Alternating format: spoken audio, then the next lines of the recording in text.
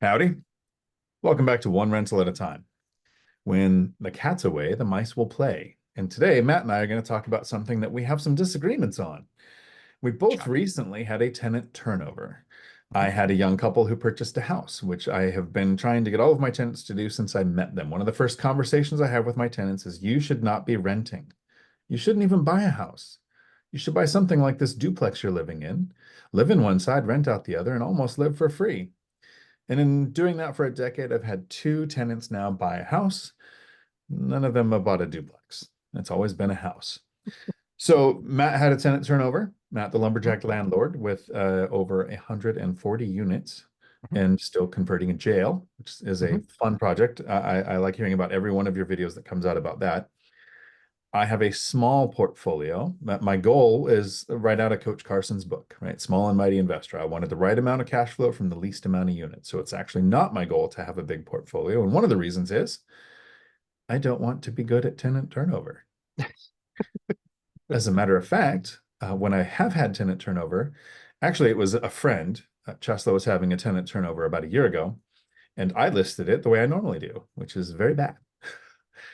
And we went to the information in Matt's course on how to do a listing. And it was a complete mental shift on how to post your unit, which I have used since. And the negative result of using Matt's information is the way I have to the way I have to choose the tenants now. Oh. It's because I was going, hey, I list a rental, I get 10 to 15 people inquire, I get two or three applicants, I choose the best one, then I go to the way you do, and I'm going to talk about it in this video, some of the strategies that we used Sure. in that listing and the listings that I've done since then that create too much demand. And so that's my experience, but that's what we're here to disagree about today. Tell us Yes. your experience of your recent tenant turnover. So my recent tenant turnover was they were not leaving to buy a house. It was actually a one of the corporate rentals that I have for one of our corporate tenants, which actually houses H-1B visa tenants. That's one program that we believe a lot in. The rules for H-1B is that if you're hiring people from out of the country and they're coming in for 9 months a year, that you have to provide them clean and safe housing. And so we contract with a company like that, which is a great idea of how to diversify and kind of bulletproof your portfolio, which is something I have an event coming up soon to talk about. But when we look at bulletproofing your portfolio and when we look at specifically an H-1B visa, what's really cool about that is the company's responsible to pay the rent, not the tenants. The company pays you the rent and then they charge the tenants. And if there's a problem, they also manage the tenants as well. So it's kind of a cool little thing. But that turnover, you know, it was really super dirty. So we went in there, we spent probably a couple $1,000, repainting, ripping out a little bit of carpet because we have it on the stairs. But once we did that, I said, you know what? I said, I will write my ad in my style and do it the same way that we talk about in the course. And but this time we're going to do something a little bit different. We are going to find the absolute highest rent and add 10% and see if we can get that. And that's when you have the number of units that I have, you can make a gamble like that because you're likely going to have a vacant month. You're almost always going to have a vacant month. And so we did that. So that tenant's out. We've made the upgrades. We've been showing it for about 3 weeks. And we still don't have a tenant yet. We don't have a tenant yet because we haven't met the 650 credit 3 times the income. What's interesting is we still have a lot. So the ad is still attracting. We are still getting a decent amount of hits on the ad. However, the quality of tenant and the qualifications of that tenant are subpar. So it's not my job to teach Matt anything. I don't know that I can with your experience and the size of Of your course you can. portfolio, but this is right out of sales, right? Mhm. Having run a CDL school, being in charge of marketing for a decade, and how to work with state agencies and employers and the consumer, and how to market to where all three of those types of customers are impacted. One of the main reasons why I don't want area average rent or higher, right? So it's not that I want to keep my rent low so that I keep a tenant longer, right? That's Mhm. not the goal. Mhm. It's the type of persons you're trying to push your rents, right? Let's just go Yeah. hypothetically, rents Yeah. 2,000 and you want 2,200. Yep. It's That's probably basically 3,000, you want 3,400, but it's like yeah, whatever it no, is in your area. you're basically right on it. I think I think we were at just over $2,000 for this unit, and I think we were at 2350, I think is what we went to market. So we're almost exactly the same. How many bedrooms is that? So two. That is a three. That's a three. Okay. Well, so that's what 2 bedrooms go for where I'm at, almost exactly. That's So a three, but 2,000 to high 22. density building. Okay. Well, so I'm doing small multifamily. Yeah, yeah. I list at 1950 Yep. for one that could list for 2050 or 21 all day Yep. long, right? Mm-hmm. But Yep. here's the main reason. I want responsible tenants, and credit score and credit history only tell us a little bit of the picture. How irresponsible is the person who sees not the quality of your rental, not how good your pictures are, not how good your listing is, but the area rents. They go, almost all 3 bedrooms in this area rent for 2,000 or 2,100. There's this one for 2,100 or 2,200. You're getting the person who makes poor financial decisions, even if their credit score is good. They're going to Yep. have the big Escalade. They're going to have the nice fancy car. They're not going to be making as much money. You're going to get more people that apply with that. My goal is I want to make money, right? This is a business. I am funding my life. I wouldn't mind a vacancy month. I would roll that in if it took that to get a better tenant. Like if I was getting, I get plenty of unqualified applicants. It Sure. says right in the listing. No, no evictions ever. And I Mhm. usually go 700 credit score. The last two I've put 650 credit score Mhm. just to see what different demand I get. Still Absolutely. gets the 500s applying. It says 650 It, minimum yeah. required. And they don't just reach out and say, hey, I'd like to rent your rental. Is there some way around this? A larger deposit? I've had that. Some people ask a larger deposit or a co-signer, and I'll consider both because I'll look at credit history as much as I'll look at credit score. If I go, oh, you got a six months ago divorce, everything was great until then. Whatever the medical thing that happened last year, sure, we can consider the story too, right? Mhm. But those people that will rent higher than area average rents aren't, they're not thinking about money. They're desperate. They have to get out of the place they're at because it's not working out. So you end up getting more unqualified applicants with a higher rent. You might find the right tenant. So let's first go, okay, so you have a lot of inquiries, right? How many people Mhm. reach out and go, hey, Matt, you're not busy at all. You're just a small time landlord. Show me your property. I'm not going to apply. I'm not going to send you my credit score. What do Mhm. you do with those inquiries? Because we get a lot of those. The first, if you put up the first, you're going to, if you put it Facebook Marketplace or Craigslist, you're going to get all the hate. That's too much. You're ripping I people love off. those. Why don't you not be a landlord and right? So don't provide housing for Section 8. Don't provide housing for H-1B visas. Don't do all the things that landlords do. What do you do with those inquiries that don't want to that haven't applied yet? So I think that's a great question. So, and this is going to give people a little bit of insight into the course. In my course, we actually show you. So usually my response to people saying this is completely unaffordable, I write back, just because you can't afford it doesn't mean others can't afford it. Dot, dot, dot. That's usually how I take, sting back. However, your point is exactly right, which is you've got all this, all this inflow. So it's kind of like walking that fine line between I got 100 inquiries and 15 people or 20 people qualified, or I got 10 inquiries and all 10 of them are not qualified, right? And so what we use, like you were talking about kind of that A/B testing of the 700, 650 scores, we do the same thing with units because we have enough unit count. So this one, I was like, highest number in the market, 10% over. What was interesting was that worked in April of this year, in May of this year, in June of this year. It did not work in and we didn't do any in July of this year, but we did them in August of this year, and it's not working anymore. So because it's not working anymore, now we actually sit there and now we have data. Now we look at the data and go, yep, we need to make this adjustment. But one of the things we do in our process for getting those tenants, kind of just, I just want to see your unit. Congratulations. There's a lot of things I want to see in life and I'm not allowed to. So, too bad, so sad. So here's what we actually do, and this is part of our process. We actually have a prequal, and a pre-qualification for us is the way that you get on the open house list is we have to see your credit score and we have to know that you have no evictions. if we see those two things, we'll let, and they qualify, we'll let you get into the open house. So it's that transitional step that's allowed us to drastically reduce the number of people that we're having to show the unit to, but ensure that if we're letting them in the front door, that they at the very least meet the credit requirement.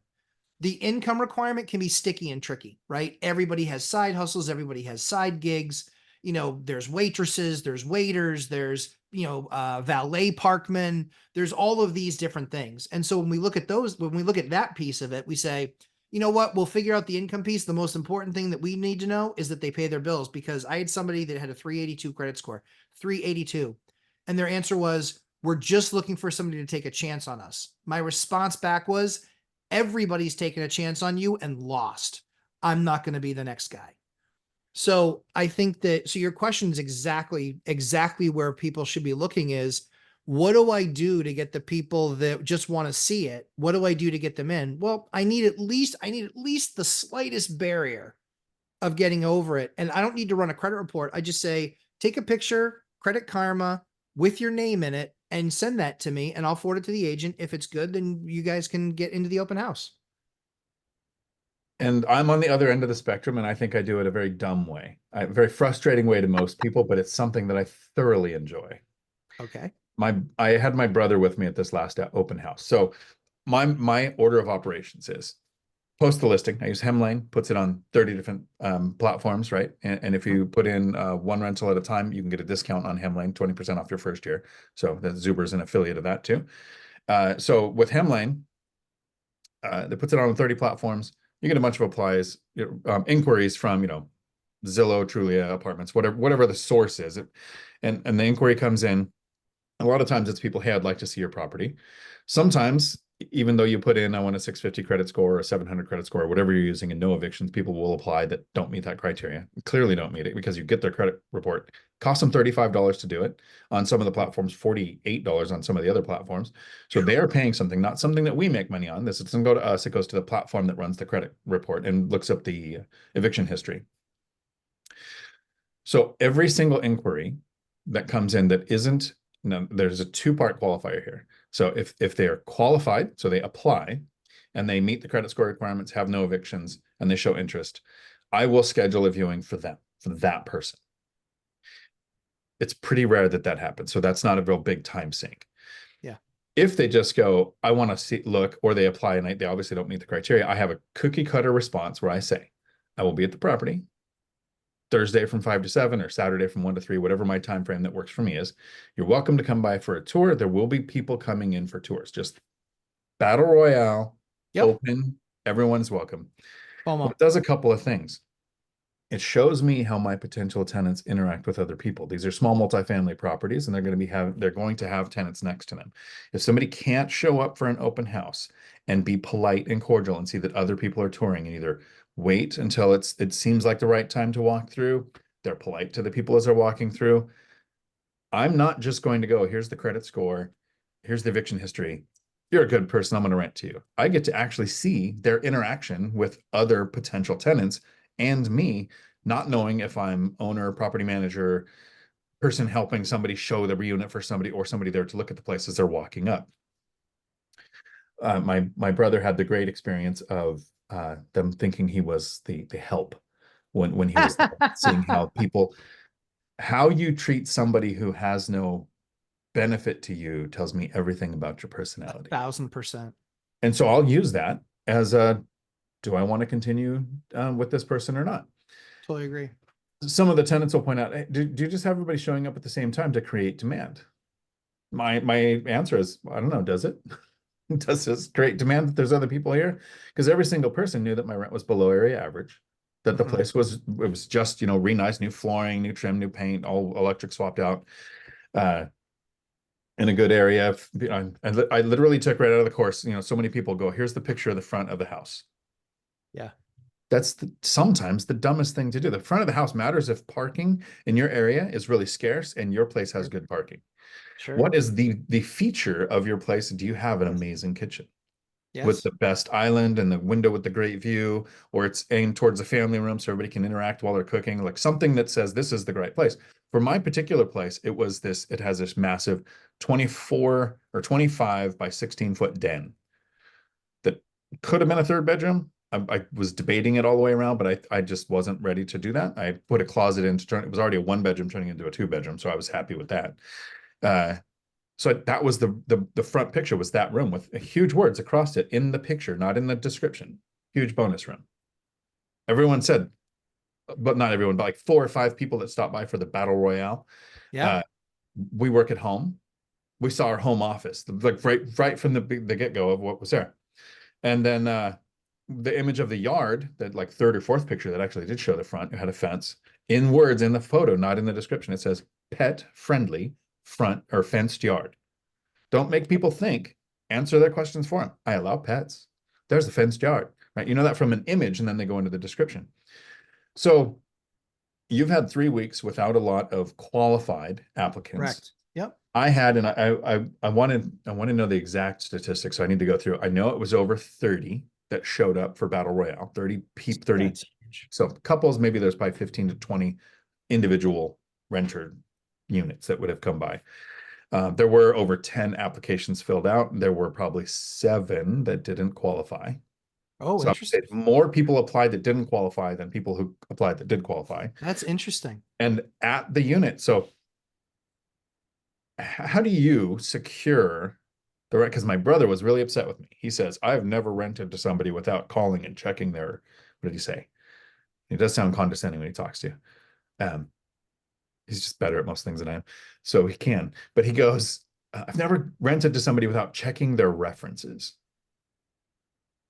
Have you ever? It Oh, yeah. confused me too. I was like, so what references is he going to do? Call his best friend from high school, or the fake landlord that's there, or the landlord that hates the tenant that's going to give you a great review to try to get rid of them. So none of that benefits me as much as No. my interaction with them. How did the Yes. emails and texts look? Were they timely? Were they Yes. uh and it's not a generational thing where they sent back K and I'm offended. Like there's that form of communication. But I mean, did they make full sentences? Was I able to extrapolate what they meant because they knew how much Sure. information to put in there? Can they communicate? That's Yeah. what matters. How do they Yes. interact with the other people there? Not like I've never cared what someone makes for income. I've never checked, Mhm. but Mhm. I do find out where they work to verify work so I can catch them in a lie.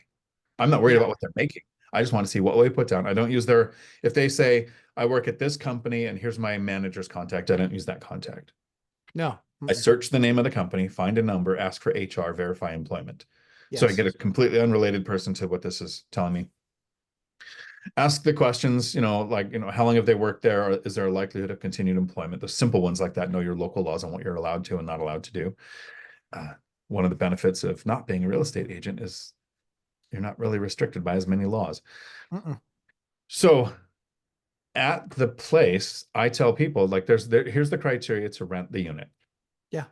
Meet the qualifications, right? Yep. And we can have a story. If your credit score isn't good, there can be a credit history. There can be a co-signer. Sure. Hmm. Co-signer signature needs to be notarized for my protection that this is a real person. And we got a copy of their ID. Somebody verified it was them. They meet the criteria. So it's meet the criteria, want the place. Like that's the second thing, right? Everybody that's checking it out, you're looking at other places. I totally get it. And Sure. that's what kind of why I want to do the open house is there are a lot of places that are scams that list their units and they say, pay half the deposit. I'm out of town, go change the locks. You can move in. We'll take care of everything else when I get back. Whatever the scams are. So I want people to see it's a real place. I'm there. We'll walk through. And then the third thing is who secures the deposit first. Right. So if you've secured the deposit, you want the place, you meet the criteria, I'll take the listing down. It's basically yours. So what I did was at the place, there was a couple of people who decided they wanted it, met the criteria, had turned in applications, and I basically came down to whoever sends a deposit first, right? If you have secured the place, Hmm. that is your conviction or your commitment to Yes. taking the place. Now, that was Yes. when my brother freaked out.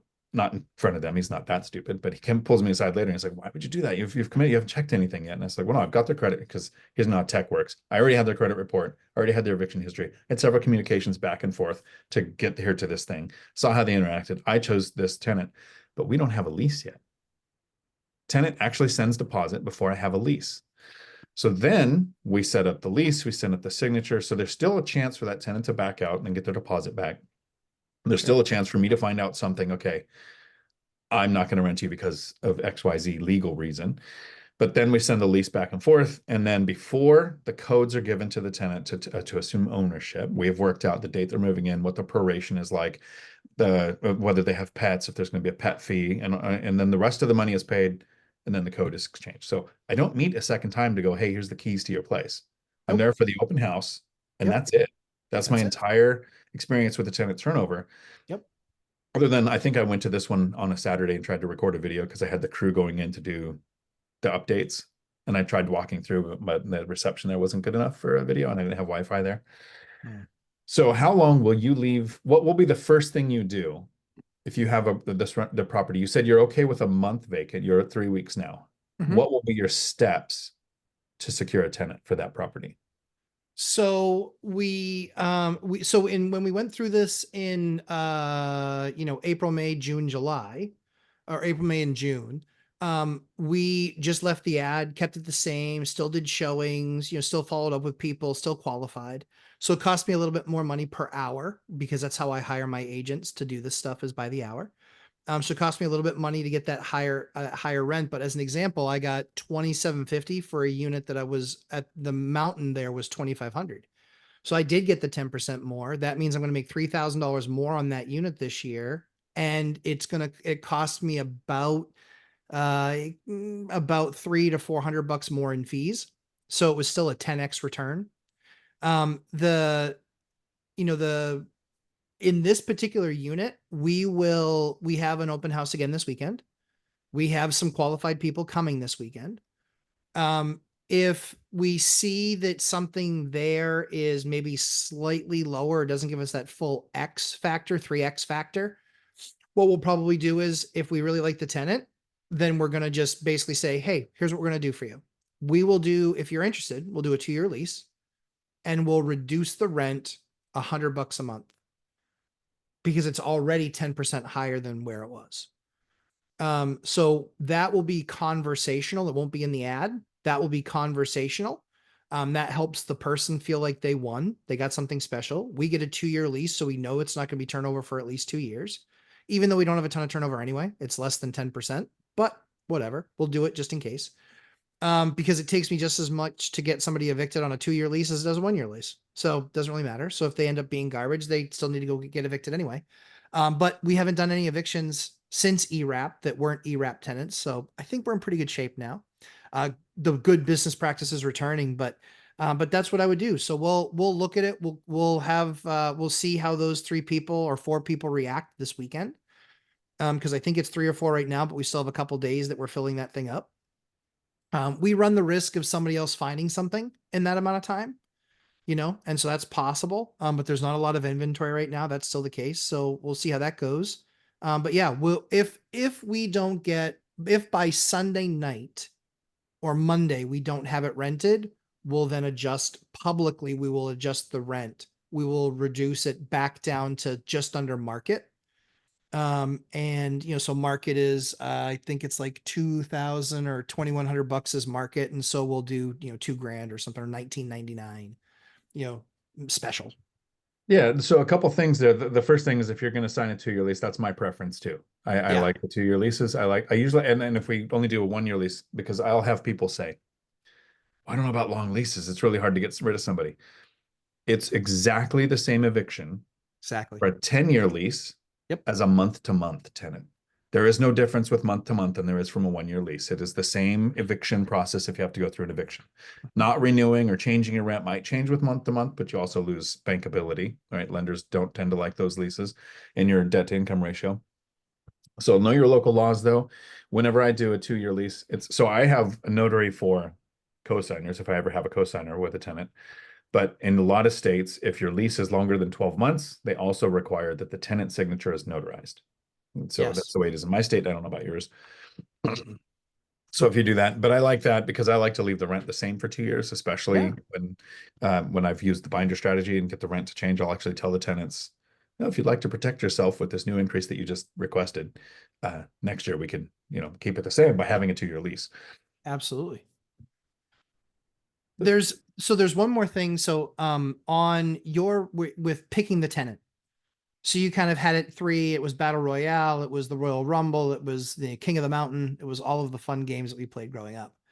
And so so one of the things that we've done, and we did it on one other unit that we posted, what was really interesting is that my belief is that unit that's currently open is a better unit than the one that I just rented. I just rented one, and the previous last year's rent was $2,000. We raised it to 2250. We had an unbelievable turnout. Now this unit was completely remodeled and done. The other unit that I have is clean and safe. So it's what we would call a budget conscious unit. But that unit was a 3-bedroom. This was a 2-bedroom.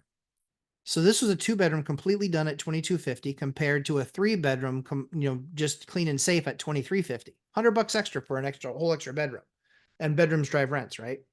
So this other unit, this 2-bedroom, so 2250, we put a bunch of people through. Everybody wanted it and everybody qualified. We had exactly the same problem. And this was an above market rent. So, but market rent where we are is about the $2,100, and we were at 2250. So we went back to them and they said, oh, hey, we also have 2 dogs. Okay, fair enough. You have insurance for the dogs? Yep, have insurance for the dogs. Okay, sounds good. We go through the process with them. Usually we charge between 25 and $50 a month for the pet. What was interesting was we go back to them, we let them know, they said, that's no problem. They said, hey, listen, so what do we need to do to get this place? They're like, we're in love. We have to have it. I was like, oh, those are all horrible things to say.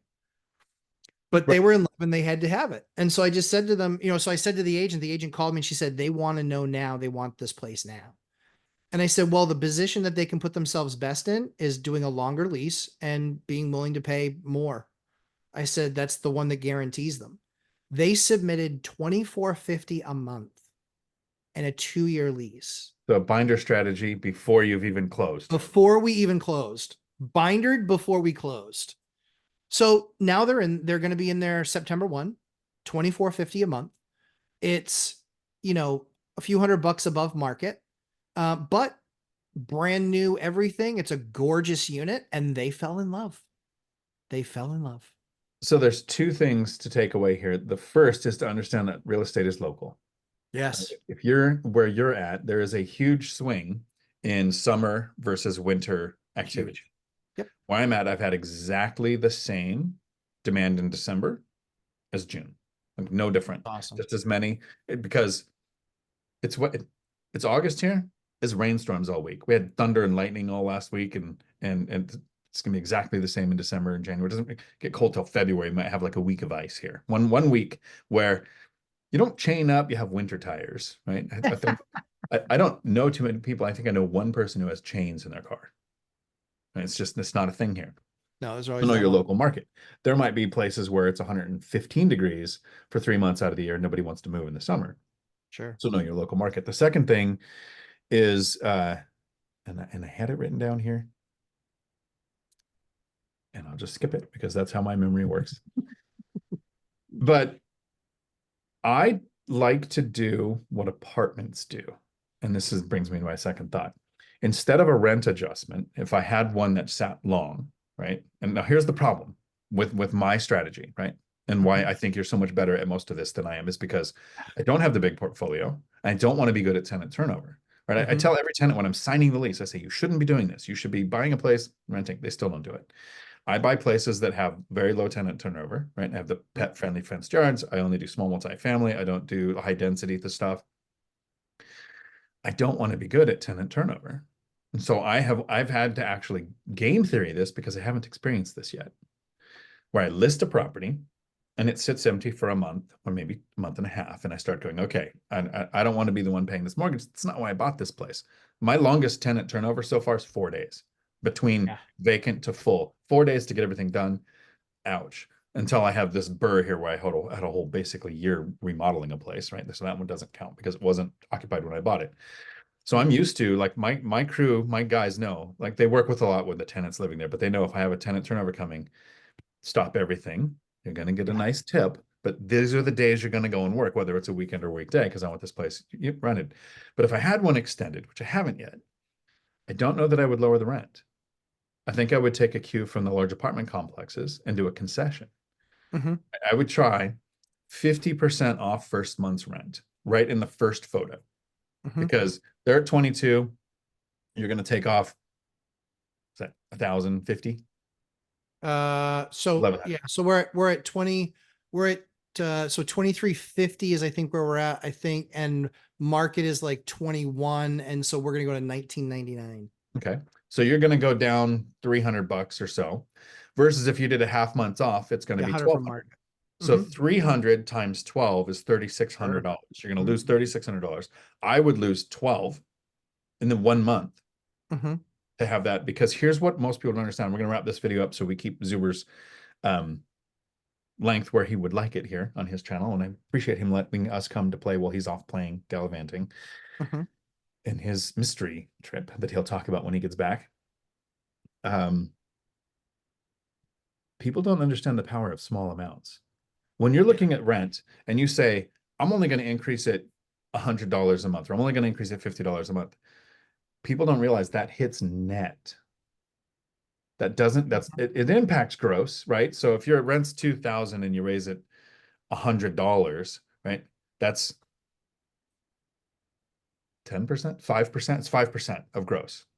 Mm-hmm. But if you're making $500 in profit, right? You pay your principal, interest, taxes, insurance, you set aside for repairs, maintenance, and vacancy. You've got all that money coming out and you're making 500, and now you go up $100. That 300 that you're going to take away for the average person who doesn't have a huge portfolio, that doesn't have your levered position, like they have a mortgage, they put 20 Sure. or 25% down, they're probably making them, the margin is not as thick, and they're making 400 or 500. You're Yeah. talking about doubling or having Yeah. They're better off their taking the actual one-time hit income. for sure. Yep, for sure. So it works for you at your portfolio size. You Yes. set it yourself. You could take the risk. Hey, is this, because it made sense there Absolutely. where it was. You're just like, no, let's push this. Let's try this 10% and see if it works like the last one. I have 18 rental units and I occupy one. So Mhm. I have a smaller portfolio.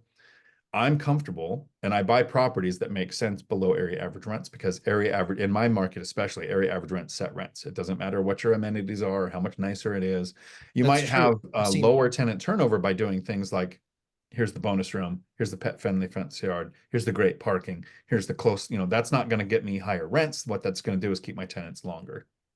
So while I encourage my tenants to buy, I buy properties that encourages them to stay longer. So it's kind of give and take there. Yeah, I think so. I mean, I think that, the people that are going into it with a budget conscious mind, you're the perfect landlord and the perfect unit for that, because you're going to have that low turnover.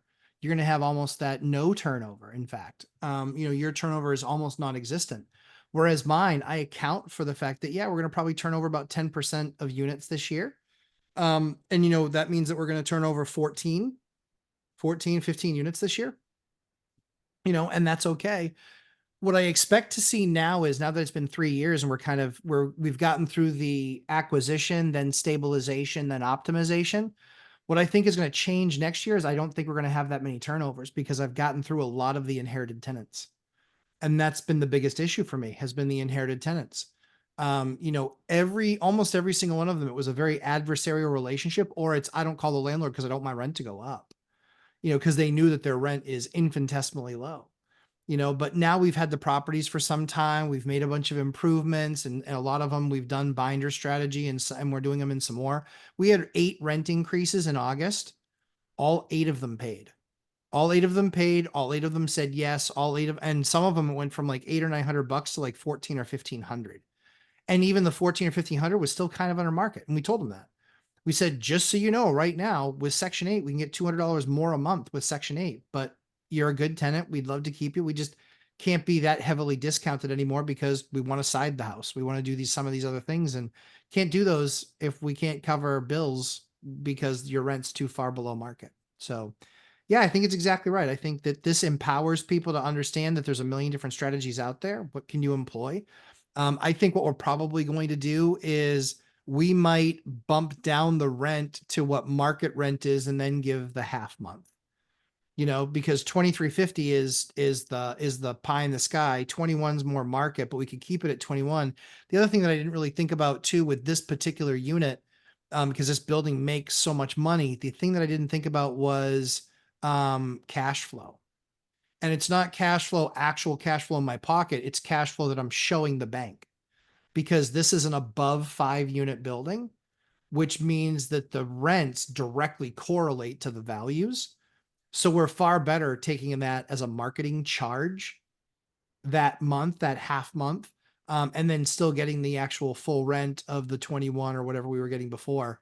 We're better off doing that structure wise. So see, I'm Yeah, not the that's one of the reasons why the apartment complexes do that, and why it's a strategy that I stole from me. Having to deal with that situation, that's why I would do it that way for the 5 units or more.